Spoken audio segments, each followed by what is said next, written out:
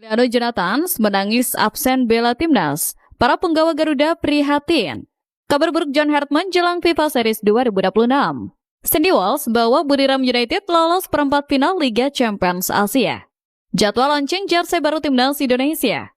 Simak informasi selengkapnya sebagai berikut. Sandy Walsh bawa Buriram United lolos perempat final Liga Champions Asia. Panggung tertinggi sepak bola Asia baru saja menjadi saksi sejarah besar bagi salah satu putra terbaik Garuda, Sandy Walsh. Bek kanan andalan timnas Indonesia ini sukses mencatatkan tinta emas dalam karir profesionalnya dengan mengantarkan raksasa Thailand, Buriram United, melaju ke babak perempat final Liga Champions Asia Elite 2025-2026 setelah menumbangkan wakil Australia. Seperti mana diketahui, Buriram United berhasil menjinakkan wakil Australia, Melbourne City, di Chang Arena pada 10 Maret 2026. Pemain andalan timnas Indonesia, Sandy Walsh, tampil sebagai starter di posisi bek kanan. Ia memegang peranan krusial dalam menjaga kedalaman pertahanan The Thunder Castle. Menghadapi gempuran Melbourne City, Sandy harus berjibaku sejak menit awal, terutama saat timnya harus bermain dengan 10 orang akibat kartu merah Robert Jules di menit ke-21. Meski tampil solid mengawal sektor sayap, Sandy akhirnya harus dikorbankan secara taktik oleh pelatih Mark Jackson di babak kedua demi memasukkan tenaga serang untuk mengimbangi jumlah pemain. Walaupun ditarik keluar pada menit ke-45, kontribusi Sandy di babak pertama menjadi fondasi penting bagi Buriram untuk memaksakan laga hingga adu penalti. Drama di titik putih akhirnya memihak Buriram dengan skor 4-2, sekaligus menasbihkan Sandy Walsh sebagai satu-satunya representatif Indonesia yang masih bertahan di kompetisi elit ini. Pencapaian ini kian terasa prestisius mengingat talenta muda lain seperti Matthew Baker belum mendapatkan kesempatan serupa di tim senior Melbourne City. Jadwal launching jersey baru timnas Indonesia. Teka-teki seragam tempur baru skuad Garuda akhirnya terjawab. Setelah spekulasi panjang di media sosial, identitas visual terbaru hasil kolaborasi timnas Indonesia dengan brand asal Spanyol Kelme siap menampakkan wujud aslinya dalam waktu dekat ini. Perlu diketahui, Kelme langsung tancap gas dengan merilis 2 kategori sekaligus dalam peluncuran kali ini agar semua kalangan bisa memiliki identitas baru tersebut. Pertama adalah varian player isu yang dibekali teknologi mutakhir khusus untuk kebutuhan pemain di lapangan agar performa tetap maksimal di setiap laga. Selain itu tersedia pula varian replika isu dengan kualitas premium namun harga lebih bersahabat bagi kantong supporter. Sementara untuk edisi anak-anak atau jersey kids dijadwalkan baru menyusul di Wilio sekitar bulan April 2026.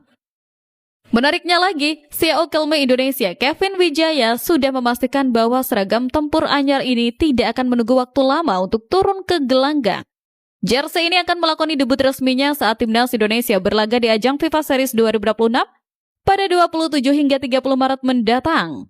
Adapun acara peluncuran bertajuk Indonesia National Football and Futsal Team Jersey Launch atau Leave Your Mark Fest akan digeber secara meriah di Plaza Utara Gelora Bung Karno pada Kamis 12 Maret 2026.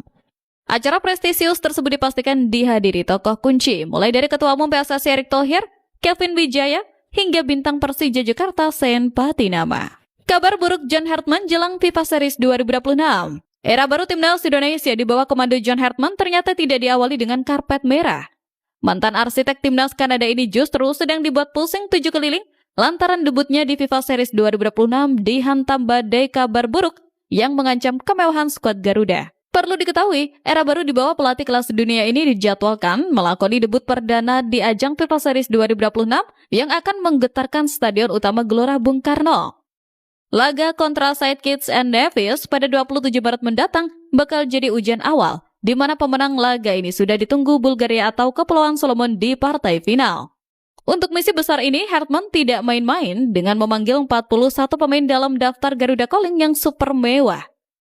Namun, euforia itu seketika tertutup awan mendung. Kabar buruk pertama datang dari faktor geopolitik di Timur Tengah yang mengancam kepulangan para pemain abroad.